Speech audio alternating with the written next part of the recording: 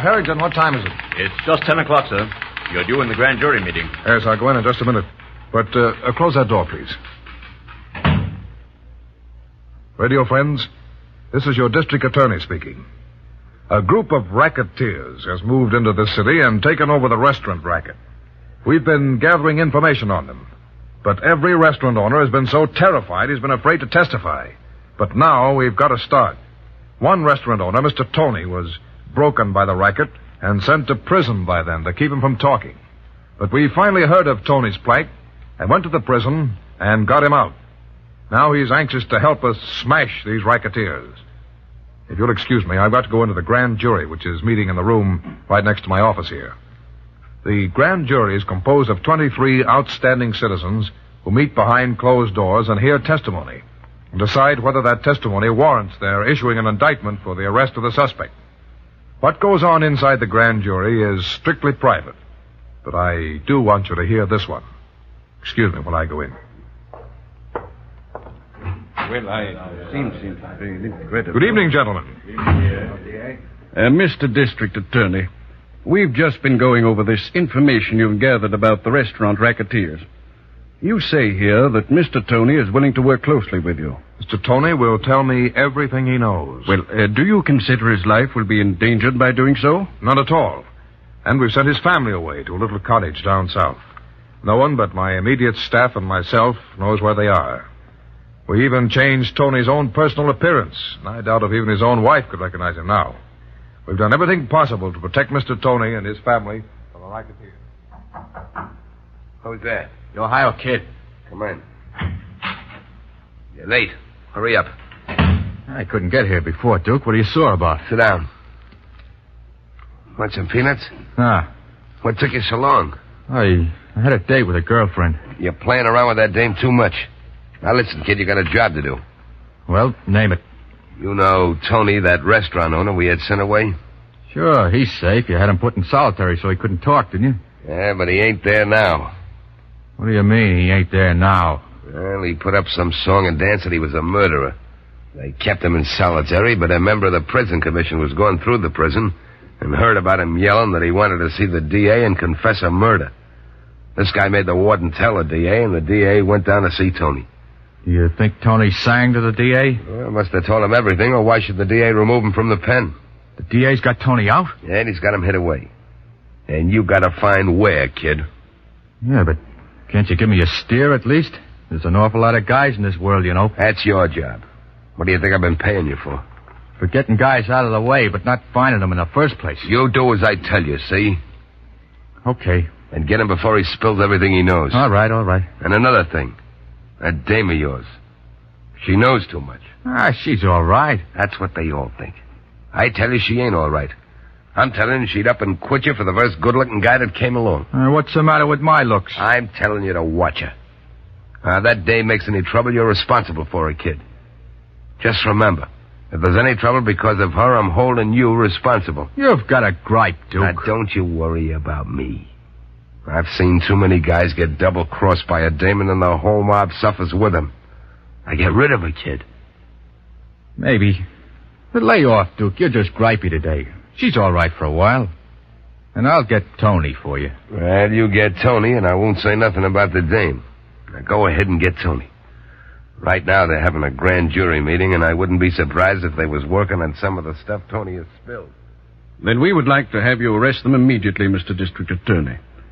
This grand jury has decided they want you to arrest the men who are going around making collections from these restaurants. You say in your report here that Mr. Tony will be able to point them out to you. Pardon me, gentlemen, but I believe that would be the wrong approach. The hirelings of a group of racketeers are merely weak characters who do what they're told. They would be harmless if it weren't for the big bosses of a racketeer gang. But if you don't get the big boss, the gang will be operating again within 3 months. I see. I guess your reasoning is right, Mr. District Attorney. Yes, I think so. You can arrest and arrest and arrest the small fry, but you haven't got anything when you get through. Just be patient. Gather the right information, and with one stroke you can smash the entire setup. I see. Well, good luck to you. You do just what you think is best. I'm going out with Tony now to several of the restaurants. He's told me when the collections are usually made, and I hope we'll be able to bump into the collectors. But instead of going out with a warrant for their arrest, we're going out with a camera.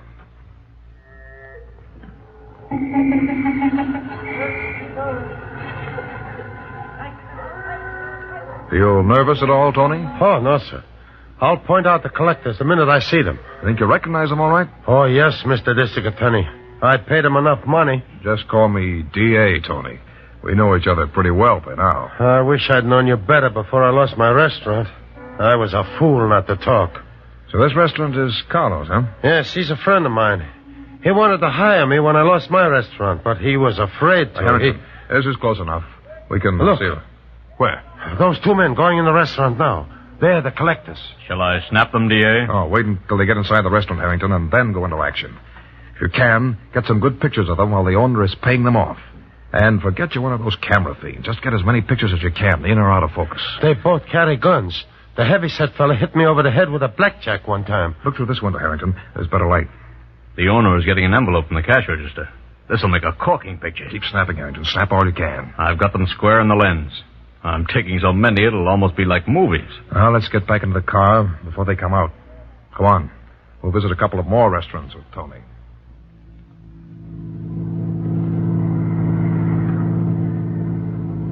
Now, Tony, you've been talking about one of the racketeers, Lucky Lynch. Do you think that he's the boss, the top man of the racket? No, D.A. There's another one they call the real boss, but I never heard them mention his name. I see. Did you ever hear Lynch refer to a boss? Yes, and I heard the Ohio Kid talk about one, too. The Ohio Kid, the gunman? Yes, D.A. The Ohio Kid always came to my restaurant with Lynch before they took it over. They'd come in and force me into a deal, and then those two collectors you took the pictures of back there would come in and collect every month. I see. Tony, do you have any idea where the gang leaders could be found?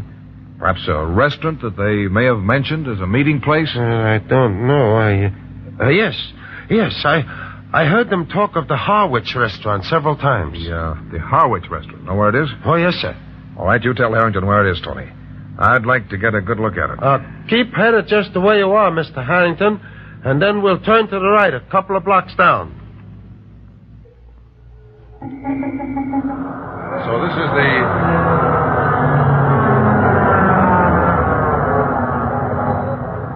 Well, the Harwich restaurant, huh? Harrington, get one of our investigators a job in here as a waiter. Yes, sir. If the racketeers drop in here, we ought to be able to pick up something good. Tony, take a look into that window and see if you can see any of them in there now. Oh, they probably ain't going to... Wait. Yes. Sitting at that table near the bar. The man with the blonde girl. Who are they? Well, that's the Ohio Kid and his girlfriend. Huh? They used to come into my restaurant sometimes. The fellow with the black hair all sleeked down. D.A., the girl's getting ready to leave. Shall I have her trailed? No, not yet. It'll be easy enough to pick her up. I want to have a little talk with the Ohio Kid, though. Oh, don't do it, sir. He'd just as soon kill anybody as not. You go back to the car, Tony, and drive it up to the next corner and wait for us there. Harrington, the kid's alone now. Let's go in and sit down at the table with him. Why don't you go with Tony, D.A., and I'll talk with him and join you in a few minutes. You don't want to bother with the likes of him. I've got a little idea, and I'd like to do it just for the fun of it. And we'll see you later, Tony. Let's go in, Harrington. Yes, sir.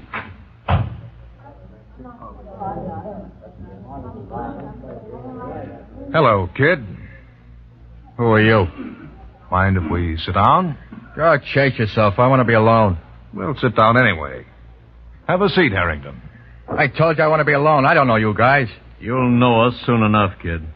If you guys are coppers, you're wasting your time, see? Don't jump to conclusions, kid.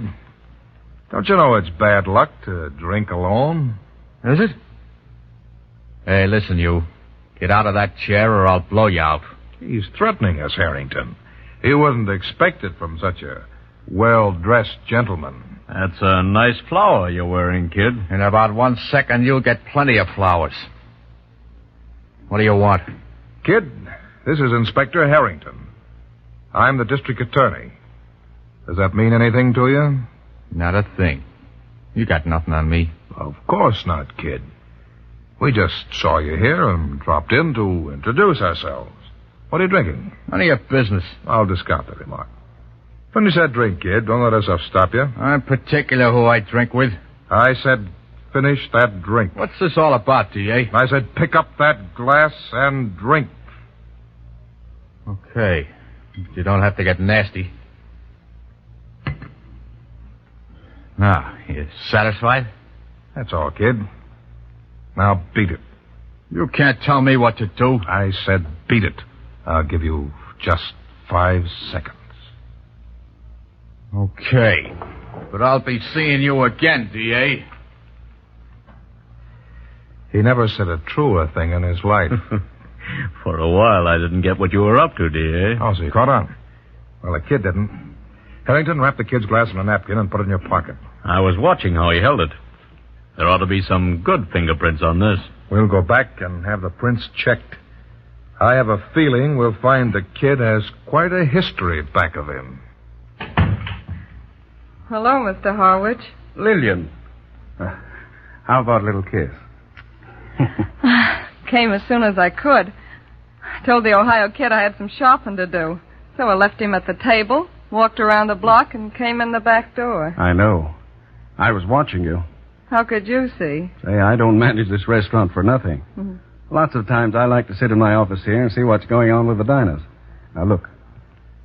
See this piece of frosted glass? Yeah? I scraped a little off so I could sit here and see what's going on outside.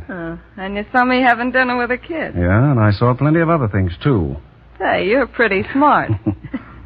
That's why I like you so much, Mr. Harwich. Yeah? Suppose the kid finds out. Our lives wouldn't be worth 2 cents, Lillian. I can handle him. Well, perhaps you won't have to much longer. You know what happened after you left that table? How could I? 2 men came over and sat down with him. Who were they? The district attorney and one of his assistants. Did the kid know who they were? I think so. They talked a few minutes, then the kid got up and left. But that isn't half of it.